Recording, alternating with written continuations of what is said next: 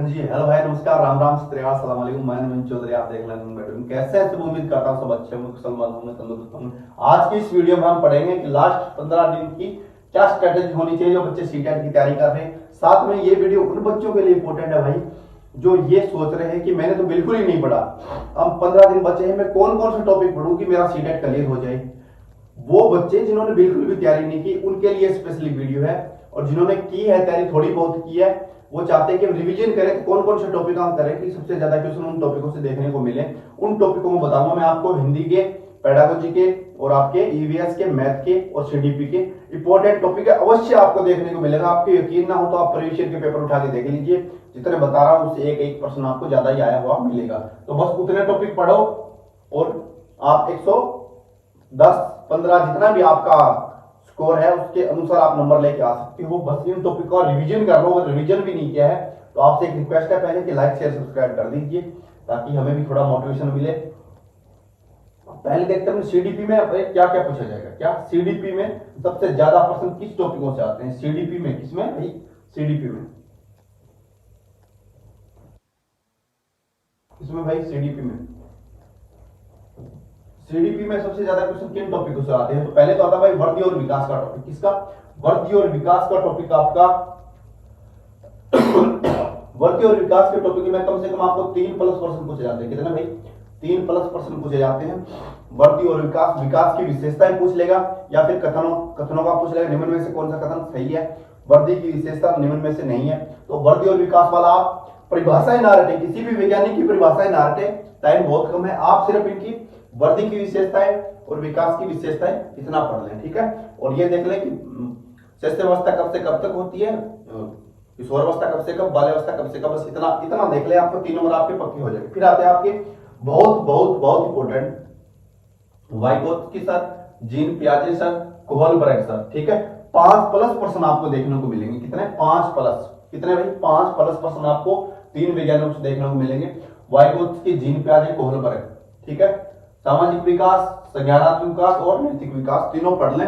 इनकी विशेषताएं पढ़ें आप, डीप जाना ही नहीं है आपको। व्यवहारिक प्रश्न पूछे जाएंगे कि एक बच्ची समाज में बाहर से कुछ अपशब्द सुन के आते हैं और घर पे आके उनको बोलती है, तो किस वैज्ञानिक के अनुसार, किस मनोवैज्ञानिक के अनुसार वो उसका पालन पोषण कर रही है, वो शब्दों को डेवलप कर रही है, तो किसके अनुसार? वाइगोत्स्की। ऐसे कुछ आपको व्यवहारिक प्रश्न पूछे जाएंगे, परिभाषा याद ना करें, ठीक है। फिर चलते हैं एनईपी 2020, एनसीएफ 2005, आरटी, कम से कम 6 प्रश्न आपको देखने को मिलेंगे। कितने? कम से कम 6 प्रश्न आपको देखने को मिलेंगे पूरे पेपर में। 6 प्रश्न पूरे पेपर में। तो एनसीएफ के कम से कम आपको 2-3 प्रश्न देखने को मिले, सिर्फ एनसीएफ के, और एनईपी के 2-3 देखने को मिले, आरटी के 2-3 देखने को, कम से कम पूरे पेपर की बात करें तो 10+ प्रश्न तीनों टॉपिक से आते हैं। पर इस सीडीपी में अपन 6 प्रश्न इसको लेके चलते हैं। फिर आपकी इंक्लूसिव एजुकेशन और आपकी चाइल्ड सेंटर्ड एजुकेशन, इसके कम से कम आपको 5 प्रश्न देखने को मिलेंगे। कितने? 5 प्रश्न देखने को मिलेंगे। फिर आपकी जो प्रगतिशील शिक्षा है, प्रोसेसिंग एजुकेशन, इसके 1 या 2 प्रश्न देखने को मिलेंगे। बुद्धि और व्यक्तित्व के 3 प्रश्न आपको देखने को। कितने प्रश्न हो गए टोटल? 5, 10, 15 और 16, 17, 18, 19, 20, कितने हो गए भाई?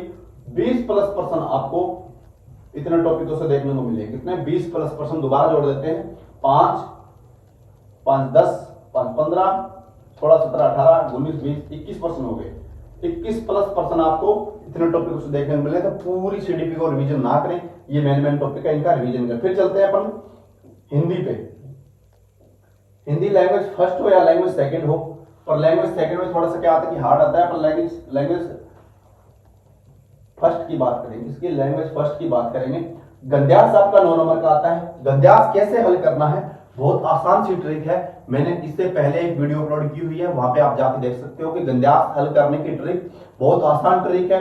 आपको एक भी नंबर, मतलब आपके 9 में से आपके 8 भी नहीं आएंगे, 9 में से 9 ही आएंगे भाई, 9 में से आपके 9 ही आएंगे, ये मेरी गारंटी रहेगी। आप वो ट्रिक देख लें कि पहले हमें पढ़ना है या फिर अंडरलाइन करनी है या फिर क्वेश्चन सर्च करने हैं, क्या करना है, आप वो वीडियो देख लीजिए, आपको समझ में आ जाए, ठीक है। फिर आता है काव्यांश आपका 6 नंबर, 9 नंबर आपके गद्यांश के पक्के। फिर आता है काव्यांश, पोइम आती है उसके। फिर आते हैं भाषा विकास। सबसे ज्यादा अगर पेडागोजी में देखा जाए तो आपके लैंग्वेज डेवलपमेंट के सबसे ज्यादा प्रश्न आते हैं मेरे भाई। किसके? भाषा विकास, लैंग्वेज डेवलपमेंट के 8+ प्रश्न आते हैं। भाषा विकास में आपका भाषा अर्जन हो जाएगा, भाषा अधिगम हो जाएगा, और भाषा अधिगम और अर्जन को प्रभावित करने वाले कारक हो जाएंगे। ऐसा सब कुछ भाषा विकास के 8%, भाषा कौशल के 1%, सुनना बोलना पढ़ना लिखना, इनमें से एक आपका पूछा जाएगा। फिर आती है एनईपी 2020 और एनसीएफ 2005, इसके आपके 3 से 4% देखने को मिलेंगे। आरटी 2009 में शामिल है, तो 4%, एक टॉपिक से एक पर्सन पूछा जाएगा, ठीक है। और 1% हो सकता है आपका लर्निंग डिसेबिलिटी से पूछा जाए, वो मैंने बहुत आसान तरीके से करवाई हुई है, जाके आप देख सकते हो, ट्रिक के साथ करवाइए। और एक लैंग्वेज लर्निंग डिसेबिलिटी का आपका हिंदी पेडागोजी में, एक आपका मैथ पेडागोजी में, ठीक है, एक आपका ईवीएस पेडागोजी में। तो आपका कम से कम 1% पूरे पेपर में 1 या 2% आपको लर्निंग डिसेबिलिटी के देखने को मिलेंगे। फिर चलते हैं नेक्स्ट ईवीएस पेडागोजी में।